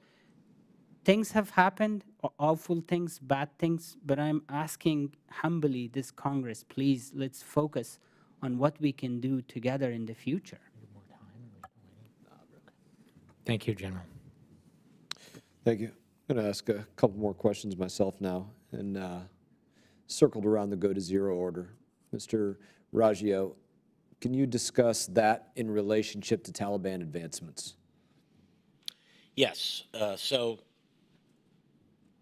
by by April of 2021, just again, I want to be clear that the map I created is an assessment, and you could flip some of these numbers either ways, but it painted a picture, by the way, that was very close to what the Special Investigator General for Afghanistan Reconstruction posed. There's differences between our methods and when their data was released, and my data was real time. Their data was always 90 days old, so it was always difficult to compare, but it was always 5 to 15% in together. Anyway, somewhere, the Afghan government, the Taliban controlled about 70 districts. The Afghan government, I believe you gave the number, I don't have them off the top of my head, but it's somewhere around 120 or so. And the rest were contested. That meant that the Afghan military was battling the Taliban for control of these districts.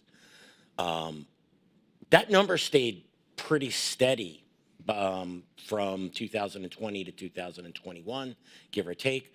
And as General Sadat noted, there was a significant, when President Trump when he restructured his Afghanistan policy, The Taliban actually lost control of districts, and the Afghans, they lost control of about 25 districts. So they were at their low peak. The numbers were in the 50s of the districts they controlled. The number of contested districts actually went down as well. So, and as General Sadat noted, the Afghan military was conducting primary security responsibilities. By the end of May, middle of June, the Taliban doubled the number of their districts that they controlled. It was clear that they were waiting for this moment for the U.S. withdrawal in order to launch its offensive. As General Sadat noted, fighters were flowing from Iran and Pakistan into Helmand, into Let me Kandahar. pause. It was clear to you. Yes, sir. It was clear to me.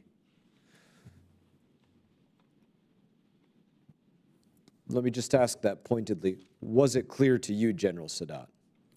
Sir, I was blindfolded again. I didn't believe that this day will happen. Maybe I was in full denial. It was my country. It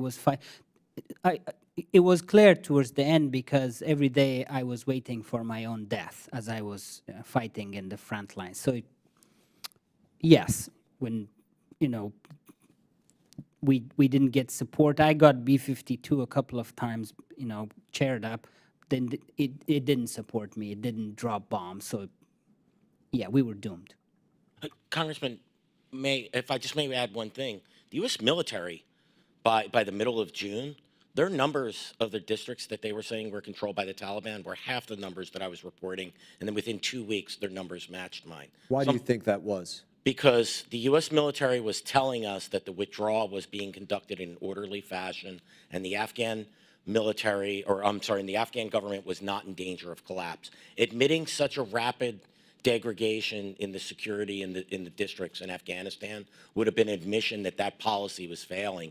And the administration, again, wanted to leave Afghanistan. It was not going to change its policy, even though the facts on the ground were showing that the security situation was deteriorating. Is there anybody specific that you attribute to telling you that? Oh, it was General Milley himself said it on television.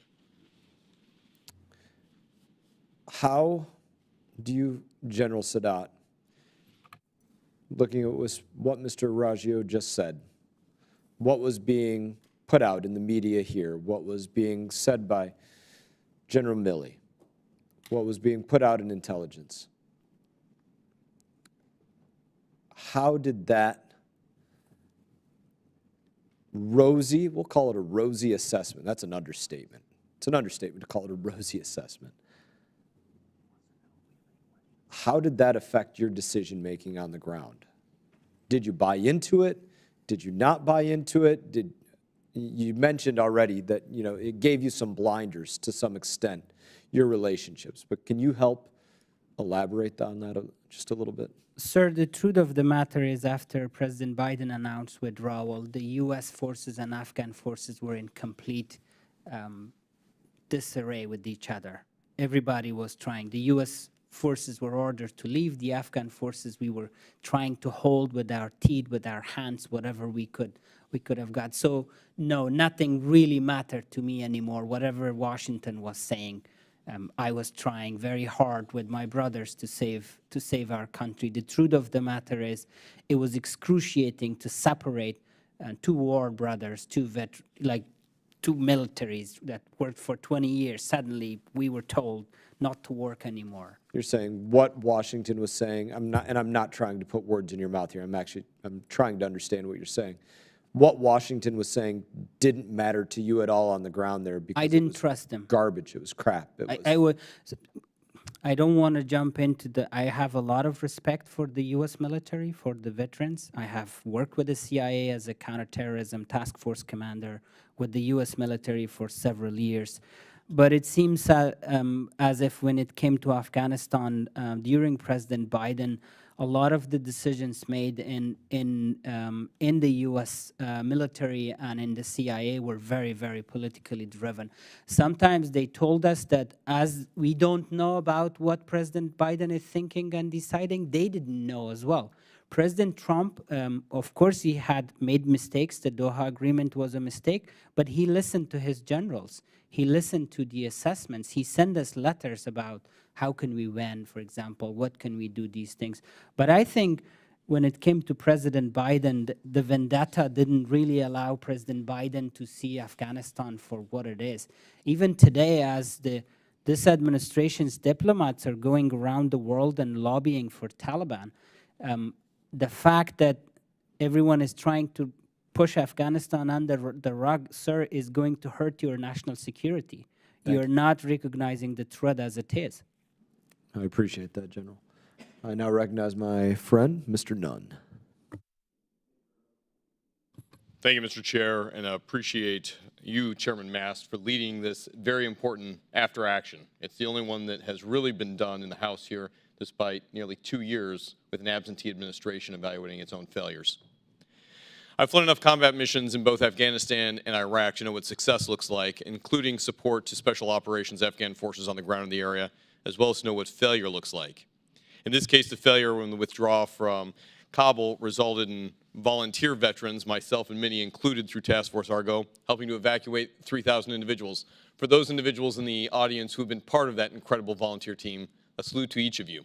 You've done more than our own federal government has done to help save Americans in that horrible situation. I want you to know that in every mission that we flew, when we landed, we immediately did a post-flight report. That's the critical after action that really drives so that we can prevent failure in the future and advance successes that can be replicated. Your testimony today does so in a way that the rest of the administration has refused to acknowledge. Sadly, 13 Americans gave their lives in the evacuation, including Corporal Deacon Page from my own district in Red Oak, Iowa, who manned the line despite intelligence being very clear that there was a threat in the area, sacrificing so that other Americans and Afghan allies could evacuate. The honor and bravery of these American soldiers will never be forgotten. Their sacrifice in the theater of combat forever reminds us that our freedom is not free. And as geopolitical tensions across the globe continue to rise, the U.S. military must be prepared for future events that could have been learned years ago from our withdrawal from Afghanistan.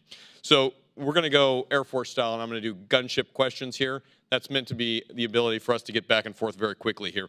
Lieutenant General Sadat, now you led special forces in Afghanistan. In fact, you're still on a hit list by the Taliban in country today for the service that you rendered in the defense of Americans and your country.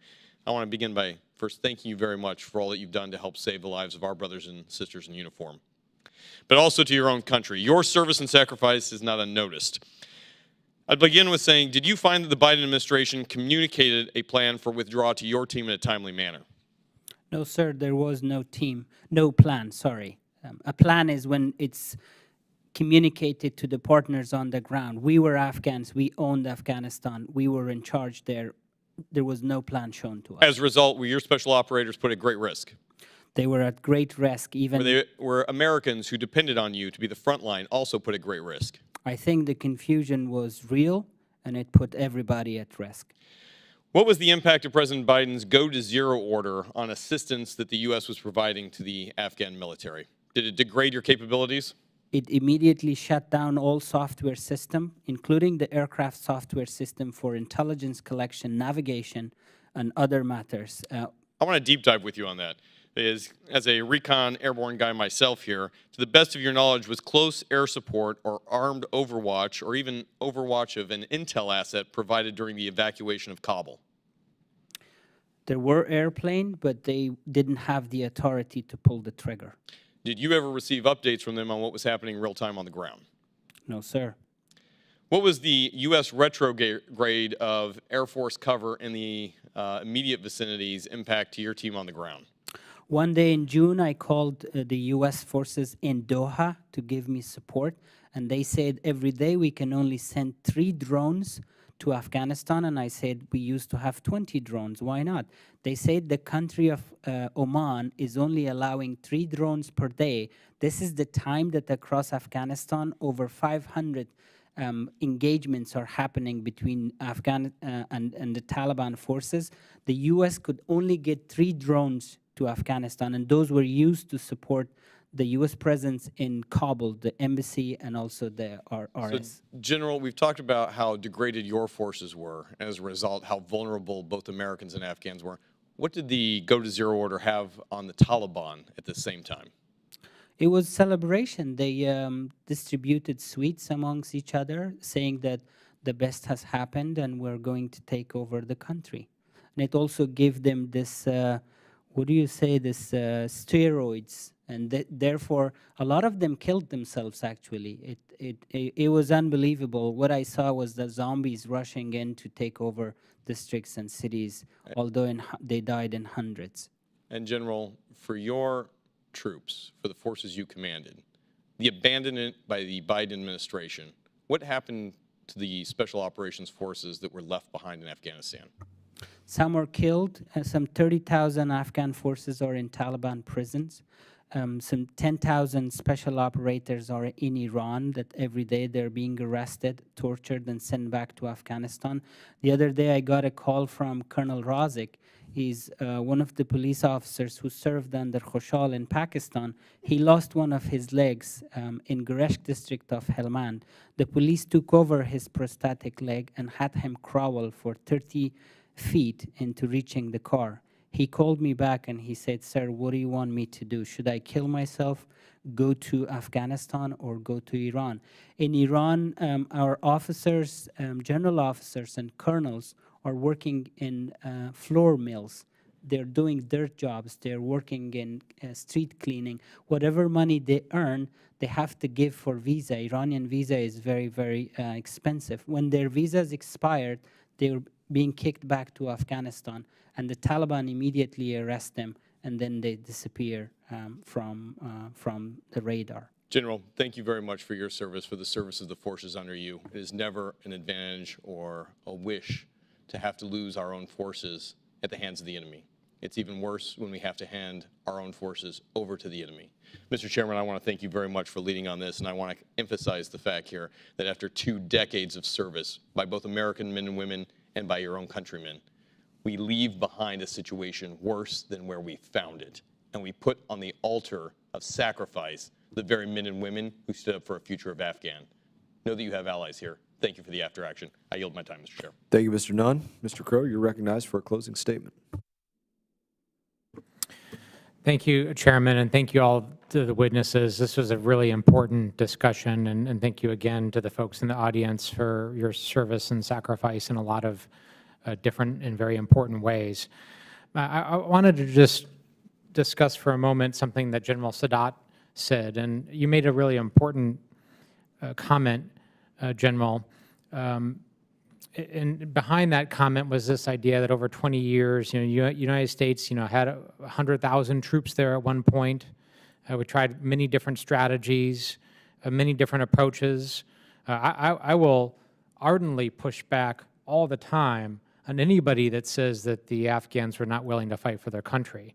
I mean, that is an absurd comment, and it's one that deserves to be called out whenever it's said, because I don't need to tell you all the heart, the grit, the sacrifice, how many of your brothers and sisters gave everything for your country. So it wasn't that. It wasn't the lack of a willingness of the Afghans to fight. So it really was this issue of politics. It really was this issue of the message that was being sent and the lack of an ability to have a viable political process that set the Afghan government up for success. And for me, the conclusion to that is that that whole problem happened way before April 2021. And again, my criticisms and critiques of the manner of the withdrawal are well documented, right? There were a lot of problems. I've been very clear about that, and we owe it to people to make sure we're correcting those, and that in the future, God forbid if we're ever in a situation of conducting a NEO of that magnitude again, that we fix it, and we do it better, and we do it differently. But the concrete had hardened so much by that point from a political perspective that from the Taliban's point of view, it was very clear America was done. It was clear we were going to leave.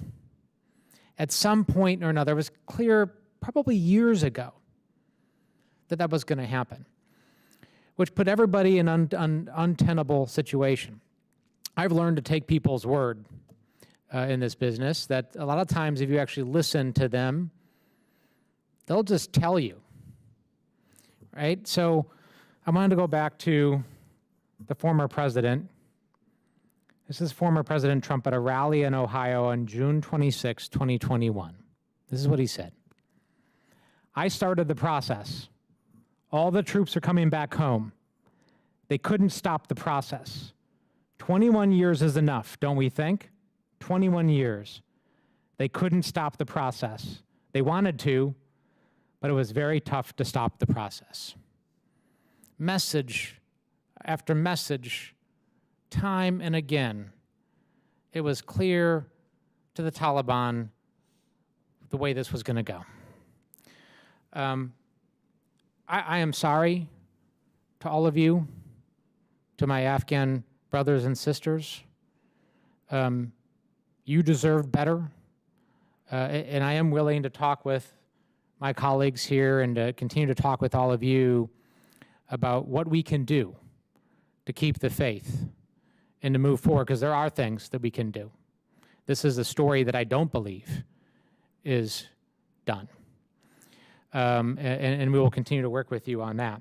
And one other call here, in addition to our policy with regard to Afghanistan, is we have obligations that we have not yet fulfilled to those who are still left behind, our partners and our brothers and sisters who are seeking refuge, who are hiding, who every day are fearing for their lives.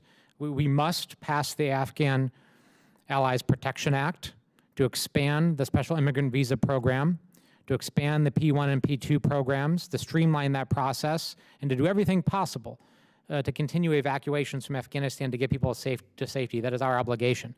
And in addition to that, we must pass the Afghan Allies Adjustment Act to make sure that those who we have got out of Afghanistan have a clear path to start a new life in the United States, because they will be incredible citizens. They will be incredible parts of our community. I know it. They are my neighbors already in many respects, and we owe it to them. And so with that, I yield back. Thank you, Mr. Crow. Like any event, the game ultimately ends. And throughout the game, there's mistakes that are usually made on both sides, but in the end, there is a winner and a loser. I defined winner and loser as the outcomes being better than expected or the outcomes being worse than expected, and that's how I give that definition, and I think it's quantifiable. This resulted in a loss. Outcomes worse than expected, immeasurably worse than expected, for not just what was the moment, certainly to this moment, and likely for at least a generation to come. And that happened because of abandonment and ignorance, ignoring reconnaissance, intelligence, surveillance at a basic level, just looking. And just to look, you had to willfully ignore what was taking place to get to the loss, the worst expectations, or the worst outcomes compared to what could have been expected. You had to willfully ignore what was taking place on the ground. And you had to abandon the people on the ground in order to reach what the administration wanted to reach, which is what they announced on the Go to Zero day, September 11 withdraw, political withdraw date, political celebration withdraw date. Let's reach a day that's an anniversary of the 9/11 attacks and make that our withdraw day, no matter what. No matter what, we're going to do this. Doesn't matter if we ignore how many special immigrant visas need to be issued, and if those people won't be able to get the documentation that they need because there's no Americans on the ground. Doesn't matter how many provinces are being taken over. Doesn't matter the Taliban advancement. Doesn't matter if we have to leave these air bases and retreat to another one. Doesn't matter if we have to call on an unnumbered amount of civilians not working for the State Department or the Department of Defense to come in and help get people out. Definitely not a part of any plan. Doesn't matter what has to happen, we're going to abandon, we're going to ignore in order to get to the political outcome that we desire. That resulted in a loss. Outcome worse than expectations. I thank you all for your testimony, your eyewitness accounts, your firsthand accounts, sharing your heart about how you felt about the situation at the time, rehashing that. It's of great value to each and every one of us on both sides of the aisle. Members of the subcommittee may have some additional questions for each and every one of you. I hope that you'll respond to those in writing. Pursuant to committee rules, all members may have 5 days to submit those statements, questions, and extraneous materials for the record, subject to the length limitations, and without objection, this committee stands adjourned. Thank you.